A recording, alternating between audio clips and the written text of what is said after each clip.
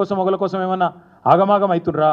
మరి ముఖ్యమంత్రి సమాధానం చెప్తాడా, డిప్యూటీ సీఎం సమాధానం చెప్తాడా? ఇది ఖచ్చితంగా రాష్ట్ర ప్రజలకు వివరాలు తెలియాలి. 6,500 కోట్లు నేను గడుతున్న నెలకనే తప్పుడు మాట ఏదైతున్నదో దీనికి సమాధానం తప్పకుండా ముఖ్యమంత్రి చెప్పాలి. నేను ఇంకొక ప్రశ్న కూడా అడుగుతా ఉన్నాను ఈ ప్రభుత్వాన్ని. మేము ఆనాడు అప్పు చేస్తే దాన్ని అప్పుగా చూడలే, భవిష్యత్ మీద పెడుతున్న పెట్టుబడిగా చూసినాం, వాటితో సంపద సృష్టించినాం. కాళేశ్వరం ప్రాజెక్టు కట్టినాం, మిషన్ భగీరథ ట్యాంకులు కట్టినాం, ఇంటింటికి తాగునీరు ఇచ్చినాం, విద్యుత్ వెలుగులు రాష్ట్రం అంతా వచ్చే విధంగా ఇలా మీరు చూసినారు. గోదావరి పరివాహక ప్రాంతంలో ఇవాళ ఎర్త్క్వేక్ వచ్చింది, ఉదయం ప్రకంపనలు వచ్చినాయి. ఎందుకు కట్టాల్సి వచ్చిందండి దామరచర్లలో విద్యుత్ ఉత్పత్తి కేంద్రం? ఎందుకంటే this is one of the reasons. ఎప్పుడైనా ఒకటే పరివాహక ప్రాంతంలో అన్ని విద్యుత్ కేంద్రాలు కడితే దబ్బన అక్కడేమైనా సివియర్గా ఎర్త్క్వేక్ వస్తే అన్ని విద్యుత్ ఉత్పత్తి కేంద్రాలు దెబ్బతింటే బ్యాకప్ ప్లాన్ ఉండాలన్నా వద్దా? ఒక గందుకే దామరచర్ల కట్టినాం. మాకు ఆ విజన్ ఉంది.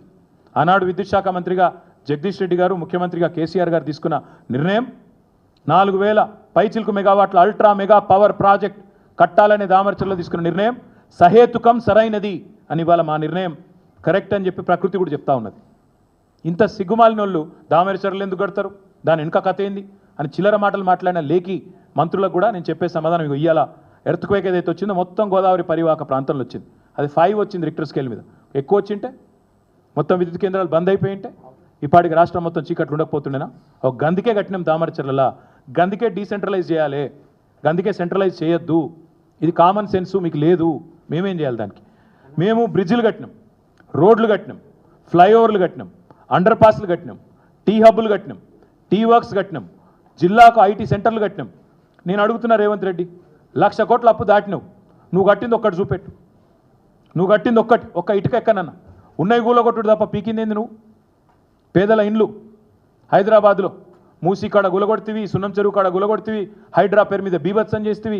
ఒక్క మంచి పని, ఒక్క ఇటుక ఎక్కడన్నా? మేము తీసుకొచ్చిన కంపెనీలకు రిబ్బన్ కటింగ్లు చేసి పోజులు కొట్టుడు కాదు. మేము కోకాకోలా తెస్తే నేను ఆడపోయి ఇమ్మోగోడు ఏదో పెద్ద పోజులు కొట్టినట్టు ఇట్లా పట్టుకోయిందో ఇట్లా. నువ్వు పీకిందేముంది అందులో?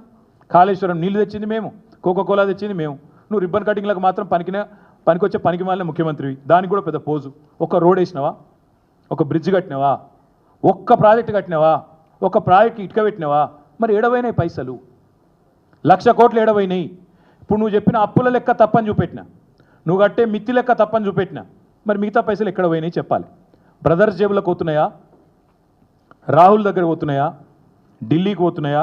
శ్వేతపత్రం విడుదల చేయాలి. ఏ ప్రాజెక్టు కట్టకుండానే, ఏ ఒక్క హామీ నెరవేర్చకుండానే ఒక్క ముసలాయనకు, ఒక్క ముసలమ్మకు పెన్షన్ పెంచినవా? అసలు 2 నెలలు ఎగ్గొట్టినావు సిగ్గులే.